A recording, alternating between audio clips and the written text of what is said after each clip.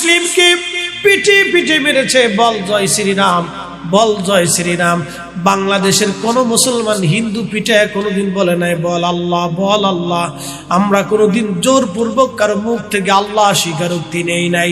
আমরা মানুষকে ভালোবাসা দিয়ে এবং কথা দিয়ে, যুক্তি দিয়ে, সত্য দিয়ে আমার অলিরা হুজুর গাউসে পাক মুহিউদ্দিন আব্দুল কাদের জিলানী, খাজা বাবা আজমিরি, শাহজালালী আমিনী মুজাররিদি, কুতুবউদ্দিন কাকি, নিজামউদ্দিন আউলিয়া, শাহ কলমদার মুসাবিয়া, জুন্নুন মিসরি, শেখ মুরিদ, বাইজিদ বোস্তামি কোনদিন জোর করে কাউকে ইসলামের কালেমা শিক্ষা দেন নাই। তারা ভালোবাসা দিয়ে, কারামত দেখাইয়া, আধ্যাত্মিকতা দিয়া, কালবের দিকে নজর দেওয়াইয়া মানুষদেরকে আল্লাহর দিকে ডেকেছেন। কথা বলেন ঠিক কিনা? হযরত আব্দুল্লাহ ইবনে হুযায়ফাকে শুলে চড়ানোর জন্য নিয়ে যাওয়া হচ্ছে। তখন তিনি কাঁদতে লাগলেন। তখন সৈন্যরা যে বাদশাকে বলল, বাদশা আব্দুল্লাহ ইবনে হুযায়ফা কেঁদে ফেলেছে। তখন বাদশা চিন্তা করলেন, যেহেতু কেঁদে ফেলেছে সেহেতু সে ভয় পাইছে, আমার প্রস্তাবে সে রাজি হয়ে যাবে। যেহেতু কেঁদে ফেলেছে সেহেতু সে দুর্বল। রোম সম্রাট আবার এসে আব্দুল্লাহ ইবনে হুযায়ফাকে বলেন, হে আব্দুল্লাহ ইবনে হুযায়ফা, রাসূলের সাহাবী, আপনি কেঁদে ফেলেছেন, বুঝতে পারছি আপনি দুর্বল হয়েছেন, আমার প্রস্তাবে রাজি হয়ে যান, আমার মেয়েটা বিয়ে করেন, খ্রিস্টান হয়ে যান, রোম সাম্রাজ্যের সম্রাট আপনাকে বানাই দেই। আব্দুল্লাহ ইবনে হুযায়ফা ডাক দেখে, এ সম্রাট, তুমি ভাবছো আমি দুর্বলতার কারণে কেঁদে ফেলেছি? না, আমি কাঁদতেছি, আমি কিছু সময় পরে শহীদ হয়ে যাব, আমি এই জন্য কাঁদি। আমার রব কেন 1000 জীবন আমাকে দেয় নাই? আমাকে একবার শহীদ করার পরে যেন আবার জীবন হয়, আবার যেন শহীদ হয়, আবার জীবন হয়, আবার যেন শহীদ হয়। আল্লাহর প্রতি আমি রাসূলের সাহাবী, 1000 বার জীবন পাইলে 1000টা জীবন আমি আল্লাহর পথে শহীদ হতাম, সেই তামান্না নিয়ে আমি কাঁদতেছি, কেন আল্লাহ আমাকে 1000 জীবন দেয় নাই? আল্লাহু আকবার। মুসলমান কাকে বলে? পূর্ব জমানার একটা ঘটনা থেকে শোনাই।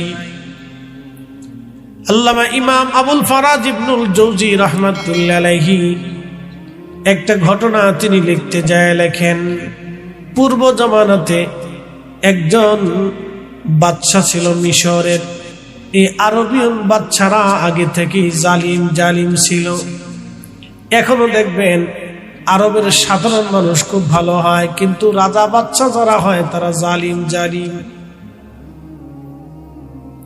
আরবের রাজা বাদশা, অধিক রাজা বাদশা যারা হয় তারা জালিম, উগ্র থাকে, তারা জালিম কোয়ালিটির হয়। মনোযোগ দিয়ে কথা শুনবেন। পূর্ব জমানার একজন বাদশা, মিশরের বাদশাদেরকে ফেরাউন বলা হতো। এই ফেরাউন জানতে পারল এই মিশরের একটা অঞ্চলে একটা মা আছে, তার 7টা সন্তান আছে, বড় বুজুর্গ। এই 7টা সন্তান নিয়ে মাটা বসবাস করে, কিন্তু সন্তান এবং মা পাক্কা ঈমানদার।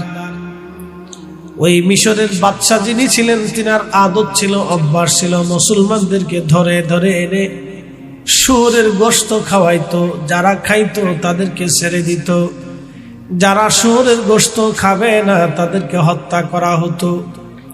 যেমন অদূরে আগামীতে দাজ্জাল পৃথিবীতে আসবে, দাজ্জালকে যে খোদা মানবে তাকে ছেড়ে দেওয়া হবে, আর দাজ্জালকে যে খোদা মানবে না তাকে হত্যা করা হবে।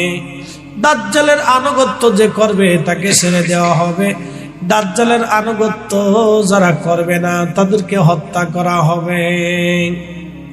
ফেরাউন মুসলমানদেরকে ধরে ধরে এনে শুয়োরের গোশত খাওয়াইতো, আর যারা শুয়োরের গোশত খাইতো ফেরাউন তাদেরকে ছেড়ে দিত, আর যারা শুয়োর খাইতো না ফেরাউন তাদেরকে হত্যা করত। কঠিন মুসিবতের সময়, এই সময় পাক্কা ঈমানদার ছাড়া বাঁচা কঠিন ছিল।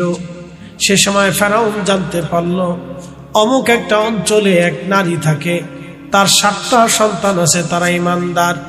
ফেরাউন বলল, তাদেরকে ধরে নিয়ে আসো, তাদেরকে পরীক্ষা করা হোক। ধরে নিয়ে আসার পরে শুয়োর জবাই করে শুয়োরের গোশত রান্না করে ওই 7 জন পুরুষ 7টা সন্তান এবং মায়ের সামনে ওই শুয়োরের গোশত দেওয়ার পরে ফেরাউন ডাক দিয়ে বলল, তোমরা যদি শুয়োরের গোশত খাও তোমাদেরকে আমি বিল্ডিং বানিয়ে দেব, প্রাসাদ বানিয়ে দেব, আর রাজকোষ থেকে প্রতিনিয়ত তোমাদেরকে বেতন দিব। ফেরাউন এই প্রস্তাব দেওয়ার পরে ওই মুসলিম মা এবং তার সন্তানরা সেই দিন ডাক দিয়ে বলল, ফেরাউন, আমরা আল্লাহর হুকুম বাদ দিয়ে তুমি দুনিয়ার রাজার হুকুম মেনে নিয়ে আমরা আখিরাত বরবাদ করতে পারবো না, আমরা শহীদ হয়ে যাব, কিন্তু শুয়োরের গোশত খেয়ে জাহান্নামী হতে পারবো না। একবার জোরে বলা যাবে কি আল্লাহু আকবার? প্রিয় ভাইরা আমার, খুব মনোযোগ দিবেন।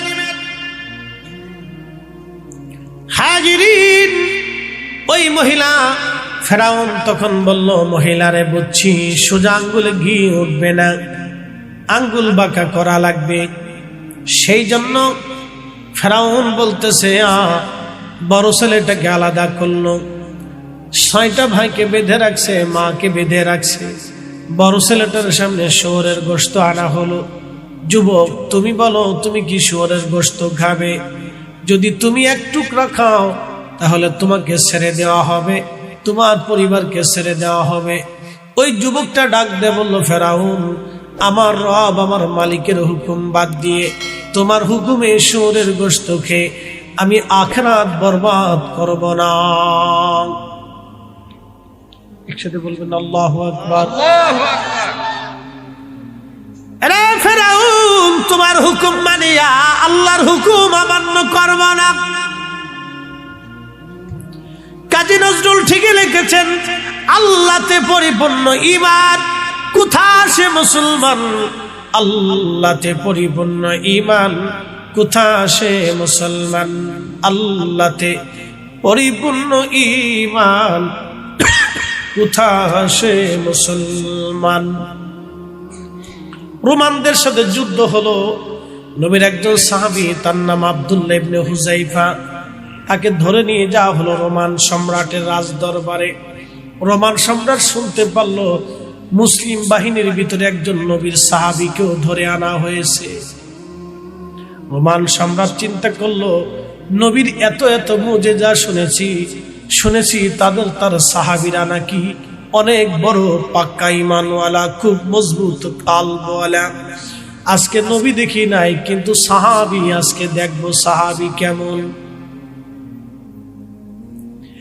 হোমনাবাসী শুনে যাবেন, রোম সাম্রাজ্যের সম্রাট তিনি সাহাবী আব্দুল্লাহ ইবনে হুযাইফাকে ডেকে নিয়ে গেলেন, শিকল দিয়ে হাত পা বেরি বুড়ি বাঁধা। ডেকে নিয়ে যাওয়ার পরে জিজ্ঞেস করলেন, আপনার নাম কি? আব্দুল্লাহ ইবনে হুযাইফা বলে, হ্যাঁ। বলতেছে, আমি রোম সম্রাট আপনাকে প্রস্তাব দিচ্ছি, হে আব্দুল্লাহ, আপনি যদি আমার ধর্ম গ্রহণ করে নেন তাহলে এই রোম সম্রাটের একটা মাত্র কন্যা সন্তান আছে, আমি আপনার সঙ্গে আমার মেয়েটাকে বিবাহ দিয়ে দেব। প্রিয় উপস্থিতি, এই জন্য তারা পৃথিবী বিজয় করেছিল। নাম শুনিয়া রোম সাম্রাজ্য, পার্সিয়ান সাম্রাজ্য থরথর করে কেঁপেছে তাদের নাম শুনে শুনে। কাজী নজরুল ঠিকই লিখলেন, আল্লাহতে পরিপূর্ণ ঈমান, কোথা সে মুসলমান? আল্লাহতে পরিপূর্ণ ঈমান, কোথা সে মুসলমান?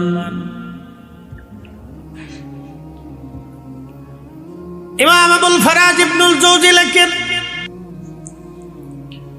হাজিরিন খুব মনোযোগ দিবেন। মিশরের রাজা ফেরাউন ওই যুবকের একটা আঙ্গুল কাটলো। আঙ্গুল কেটে বলা হলো, যুবক, তুমি কি কালেমা ছাড়বে, শুয়োরের গোশত খাবে? বলে না।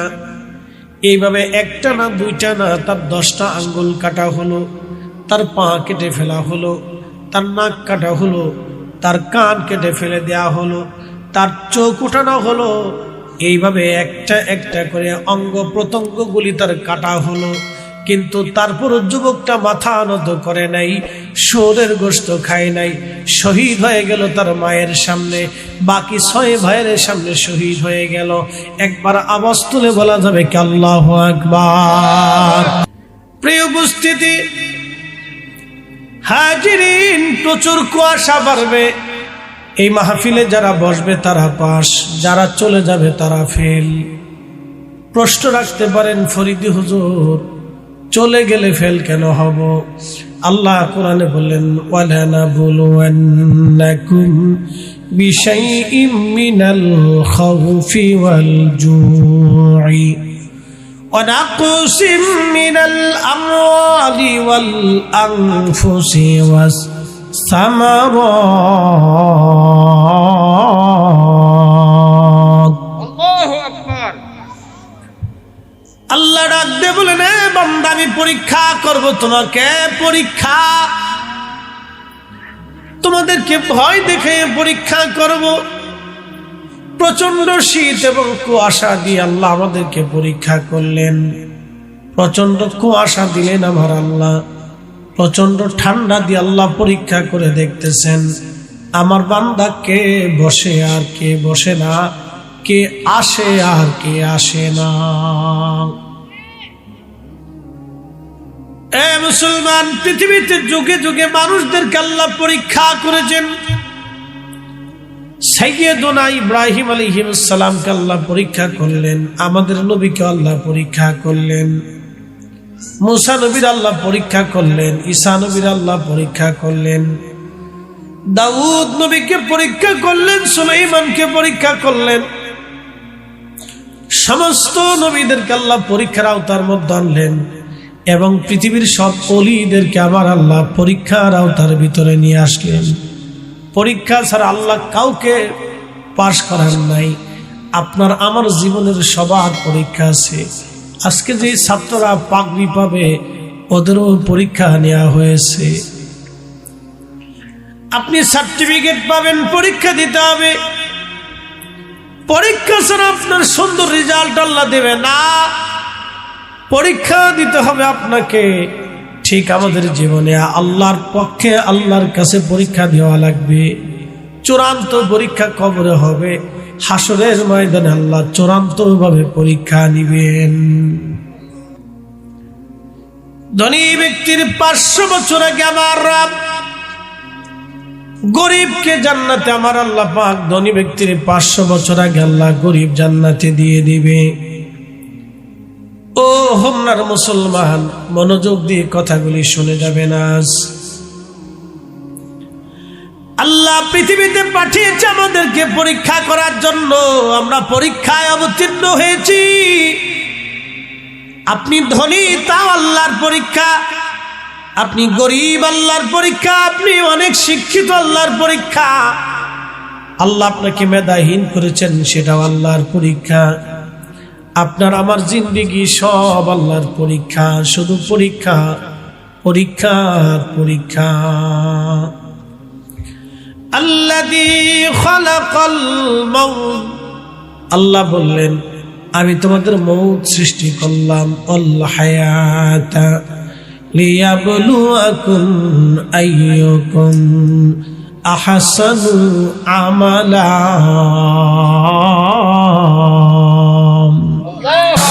তেলের গাড়ি তেলে চলে,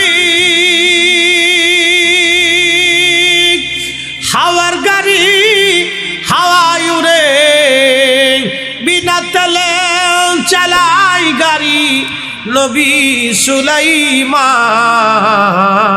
আমরা সেই মুসলমান, আমরা সেই মুসলমান। আল্লাহুম্মা সাল্লি আলা, জবান খুলে মাশাআল্লাহ, আল্লাহু আকবার।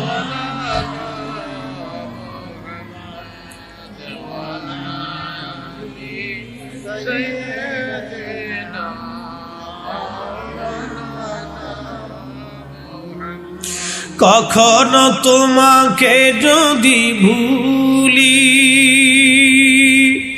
হেদায়েতের আলো জেলে নিও কাছে তুলি, ঠাই দিও প্রিয়তম অগমহিয়ান। তুমি রহমান, তুমি মেহেরবান।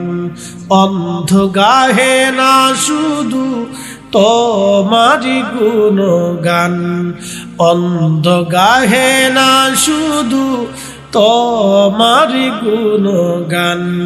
বুঝেও বুঝে না তবু শান, তুমি রহমান, তুমি মেহেরবান। আপনাদের কষ্ট হচ্ছে? বেশি রাত করবো না, ভয় নেই, একটু বসেন। কালকে রাত্রে এই 3টার সময় মাহফিল স্যার, এটা করে ঢাকা আসছি দিন 9টার সময়, পুরো জ্যাম জট কুয়াশা ঠিলি, জমা পড়ে আসছি, বুঝিনি এবার ঘুমাই কোন সময়। আজকে আপনারটা সেরে আবার বুড়িচং সেরে কালকে বগুড়া যায় প্রোগ্রাম ধরবো 2টা, একটা রাত 10টায় দেবো আর একটা রাত 2টায় ধরবো। তারপরে দিন বাদ জোহর ধরবো রংপুর, এবং রাত্রে রংপুর শহরে ধরবো। এটা সেরে পরের দিন সিরাজগঞ্জে 2টা, পরের দিন বগুড়া 2টা করে, নরসিংদী এসে ধরবো 3টে। শুধু একটু শিডিউল দিলাম, আল্লাহ চালায়। একসাথে বলবেন আল্লাহু আকবার। অনেকে কেমনে সম্ভব? আমাকে অমনই সম্ভব, আল্লাহ যেমনি সম্ভব করে অমনই সম্ভব। কণ্ঠ টিকে কেমনে? আমাকে আল্লাহ টিকে, আমার কোনো হাত নাই। তো খুব মনোযোগ দিয়ে ইমানের বলে বলিয়ান আপনি শোনেন। আপনাদেরকে আজকে একটা তথ্য দিয়ে দেয়, সারা জীবন মনে রাখবেন।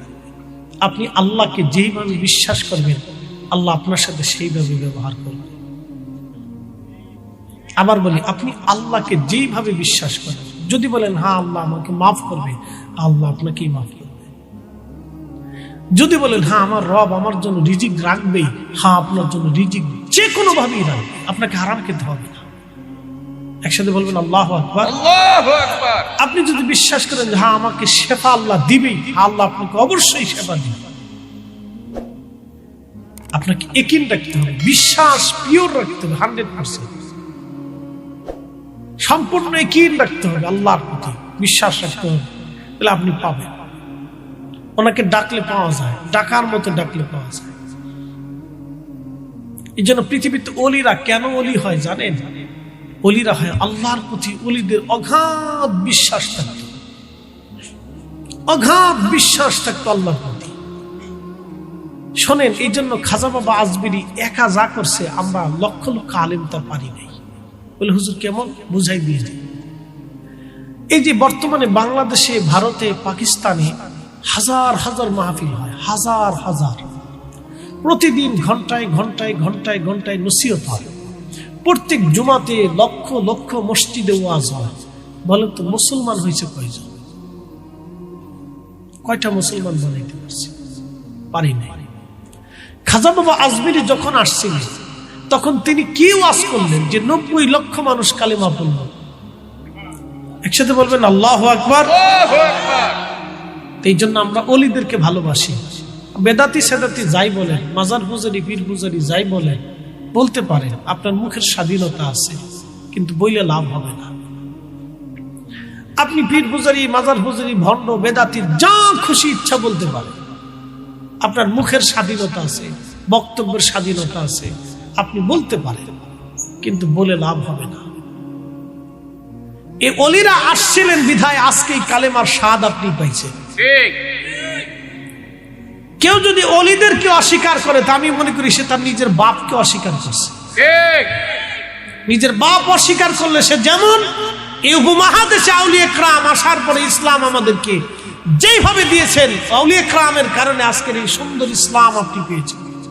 নতুবা ইসলাম তো দূরের কথা, ইসলাম কি জিনিস ভারতের বহু অঙ্গরাজ্যে যায় দেখেন, বহু জায়গায় ভারতের যায় দেখেন, বহু জায়গা আছে যেখানে মাইক দিয়ে মুসলমান আজানি দিতে পারে না। আমাদের দেশে হিন্দুরা মায়ের কোলে ঘুমা, কি কথা কন না কেন? আপনি জানতো হোমনাতে কোনো হিন্দুর বাড়ি আক্রমণ করেন আমি করতে দিব? জীবনও করতে দিব না, জীবনও করতে দেব না। আপনি পারবেন না, কখনোই না। আপনি যে কোনো হিন্দুর দোকান লুট করবেন আমরা থাকতে করতে দেব না, হবেই না, করতেই দেব না। এটা অন্যায়। কি কথা কর না কেন? এটা অন্যায়, আমরা হতেই দেব না, এটা কখনোই না, এটা হতেই দিতে পারি। কিন্তু আপনি যা দেখেন ভারতের বহু জায়গা আছে মুসলমানরা আজানই দিতে পারে না মাইকে।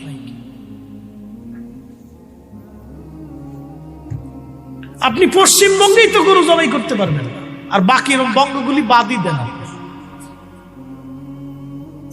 পশ্চিমবঙ্গেই গরু জবাই দিতে পারবেন।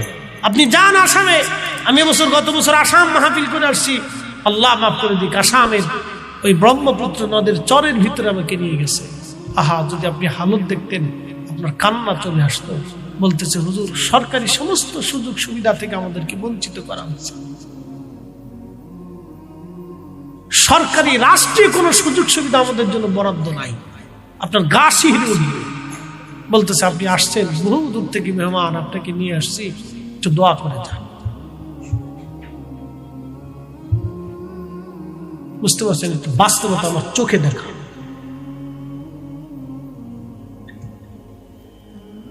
প্রিয় হোমনাবাসী, কিন্তু যাই হোক, আমাদের দেশে আমরা যারা আছি অন্য ধর্মের কাউকে আমরা আঘাত করব না, কষ্ট দেব না, কারণ তারা আমার দেশের নাগরিক। কথা ঠিক আছে না ভাই? ইসলাম এটা কখনো সমর্থন করে না। সে আপনার দেশের, সেই দেশের অধিকার তার আছে, সে অধিকার পাবে। ইসলাম এটা কখনো অনুমোদন দেয় না, এই জন্য আমরা কখনো এটা মানি না। কিন্তু পার্শ্ববর্তী দেশের আসামে এক নীতি, কলকাতায় আর এক নীতি, উত্তরপ্রদেশে আর এক নীতি, গুজরাটে আর এক নীতি, এক এক প্রদেশের এক এক নীতি। সব নীতিতে মুসলমানদেরকে বঞ্চিত করে। আপনি সারা ভারতে যা দেখবেন বিজেপি যারা আছে, এই মোদী সরকার, তাদের কাজই হচ্ছে মুসলমানদেরকে হটাও, সরকারি সমস্ত সুযোগ সুবিধা থেকে তাদেরকে বঞ্চিত করা। তাদের কাজে এটা, এক এক প্রদেশে এক একটা নীতি, শুধু মুসলমানদের সাথে বৈষম্য, শুধু মুসলিমদের সাথে বৈষম্য।